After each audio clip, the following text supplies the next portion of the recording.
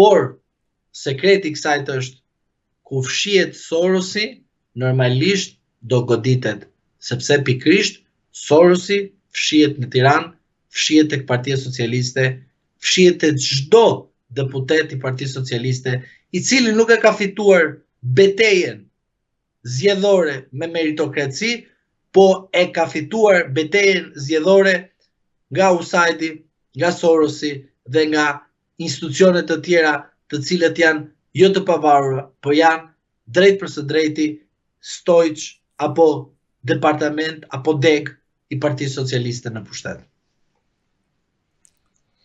Sa rrezikon kryeministri Edi Rama që të merret dhe të ekstradohet në Shtetet e Bashkuara të Amerikës pikërisht për këtë çështje sa i përket aferës me Gonigal, për të cilën ka aluduar shpeshherë edhe kryedemokrati Sali Berisha, i cili është shprehur se kryeministri Edi Rama më 11 maj nuk do të jetë kandidat për kryeministër, po do të jetë si dëshmitar në zyrat e FBI-s. Unë ju thash që zarfi është shumë i qartë. Dy janë mesazhet. Ti e zgjedh mesazh. Pra, janë dy alternativa, ti mund të zgjedhësh edhe diçka tjetër, po përgjegjësia është individuale. Pra, rikthejmë aty çfarë ka thonë kryeministri i vendit për rastet e të korruptuarit për Partisë Socialiste, që as bëjmë avokatin, por as dhe nuk marrin përgjegjësi se përgjegjësia është individuale. Dhe ky zarfi thot dy gjëra. 2025 në maj, si vetëm, si jo, prap ti nuk je kryeministër, që unë e kuptoj shumë qartë që ti duhet të jesh dëshmitar. Çfarë duhet dëshmosh është e drejta jote, por duhet kesh parasysh që dëshmia mund të marrë një përmas tjetër, një qasje tjetër e cila mund të shkaktojë edhe një problem individual, sepse kemi të bëjmë me një shtet që ka tjetër procedurë penale, ka tjetër kod penal, ka tjetër marrëveshje me drejtësinë dhe nuk është drejtësia e cila ti e merr nga mjesit deri në darkë, e thua e bëj unë, darkë e thua nuk e bëj unë, pastaj thua ky është i mirë, ai është i keq, fillon diskriminon njerëzit pa kufi, fillon bën sikur je vetë mbret këtu, sikur nesër ti jeton edhe nesër nuk jeton asnjëri tjetër përveç teje dhe normalisht ti je vetmi këtu, pra ky është abuzim. Normalisht të gjithë kemi jetesë, kemi familje, kemi gjithçka. Zoti Rama besoj se nuk po mendohet që ka paska familje. Gjithsesi është halli personal i tij. Për sa i përket Shqipërisë dhe shqiptarëve, duhet kuptojmë qartazi që në rast se hapet ai skandal i madh, ekstradimi është i sigurt. Nuk e di a do të marrë vendimarrje ndonjë agent i FBI-s të marrë Edi Ramën, por jam i bindur që në rast se merr Edi Ramën, merr gjithë Shqipërinë përpara. Nuk e di a do të riskoj linja Trump vetëm apo departamenti amerikan të bëjë një goditje ndaj Shqipërisë, sepse në rast se do të bëjë ndaj Shqipërisë, do të bëjë edhe ndaj Kosovës dhe kam frikën se Shtetet e Bashkuara të Amerikës duhet të kuptojnë qartazi edhe ato, edhe ne vetë si qytetar, që në rast se bëhet një ekstradim i mundshëm ndaj zotit Rama, destabiliteti në Ballkan dhe sidomos në Kosovë do jetë i tmerrshëm.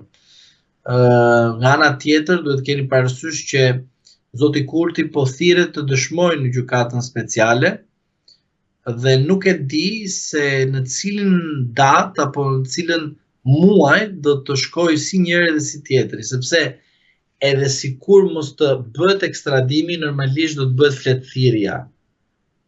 Skandali për në Amerikë do hapet.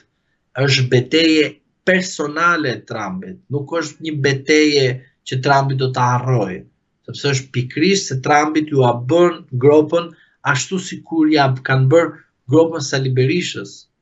Pra Trumpi nuk do të harrojë asnjë moment asnjë individ që ka ndihmuar në një formë apo një formë tjetër, dhe mos harrojmë edhe një fakt tjetër. Nuk ka rëndësi a do ekstradohet apo jo. Ka rëndësi diçka. Që kur Trumpi në 2016 ishte kandidat, Edi Rama ka bërë një gabim fatal dhe Trumpi nuk ja fal, pavarësisht që Rama mund t'i falë gjithë Sazanin. Le t'ja fali të gjithë, po Trumpi nuk e harron deklaratën e Ramës që ka thënë qartazi që është një njeri i rrezikshëm dhe madje nuk e kuptoj pse e bën Rama këtë. Nuk e di. por besoj që e ka bërë me një pakujdesi. Inshallah të jetë pakujdesi. Në një mbledhje të europianëve që patën para disa ditëve, ai tha Amerika po rrezikon stabilitetin. Nuk e kuptova, Amerika Trump apo Amerika e Shteteve të Bashkuara të Amerikës. Kjo mbeti një pikpyetje për mua, besoj edhe për shumë lider europian. Ose një skenar tjetër është, mos vadhe Rama e din shumë mirë, jo vetëm për zarfin edhe zarfet, ose mesazhet, mos Rama tani e tutje do të lançojë një mesazh të qytetarët shqiptar që ne duam me Europën dhe s'kemi më lidhje me Shtetet e Bashkuara të Amerikës. Mos vadhe, kjo është politika që ai do të shërbejë tani e tutje duke e ditur situatën e krijuar nga 2016 dhe duke e ditur shumë mirë skandalin e me gol ngal që edhe ai dyshoi që ka qenë pjesë. Kjo është një lojë të cilën zoti Rama po e luan dhe po e luan mirë besoj, sepse normalisht ne duam të aspirojmë në Bashkimin Evropian dhe në asnjë moment në Shtetet e Bashkuara të Amerikës. Se distanca është e madhe dhe nuk do të kishte më kuptim fjalia Shtetet e Bashkuar të Amerikës dhe Shqipëria, sepse Shtetet e Bashkuar do thonë bashkimi i shteteve, po jo distanca dhe kuptimi i bashkimit. Nuk shkon. Prandaj them që ekstradimi mund të jetë i mundshëm, por në momentin më të rrezikshëm që Rama vendos për veten e vet. Duke u referuar asaj që pam në Shtëpinë e Bardhë mes Donald Trump dhe Volodymyr Zelenski, presidentit të Ukrainës, a mendoni se Donald Trump mund ta kthejë në të njëjtën mënyrë personale me kryeministrin Edi Rama? Patjetër që po. Por një sekond, kemi diçka tjetër me presidentin e Ukrainës. Trumpi dhe Bideni janë dy gjëra të ndryshme, sepse pikërisht Biden nga mbrapa ka Sorosin, ndërsa Trump mbrapa ka Amerikën. Fillojmë ngadalë situatën dhe marrim fillim. Ukraina, pse u bë lufta? Ukraina ka qenë shumë mirë nga aspekti financiar.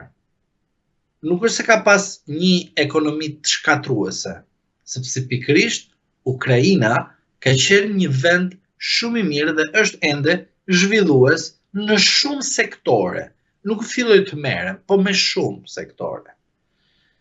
Shtetet e Bashkuara të Amerikës gjithmonë kanë goditur në momentin e dur një konflikt dhe kanë bërë një konflikt, sepse konflikti midis Rusisë dhe Ukrainës ishte një gabim fatal që bëri Ukraina.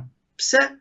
Sepse është një marrëveshje e pashkruar në kuptimin letrar, por në kuptimin verbal dhe politik dhe shumë politik, është një marrëveshje që në kufirin e Rusisë, shtetet që janë ngjitur, që kanë një përardhje të ngushtë me Rusinë, nuk mund të antarësohen në NATO.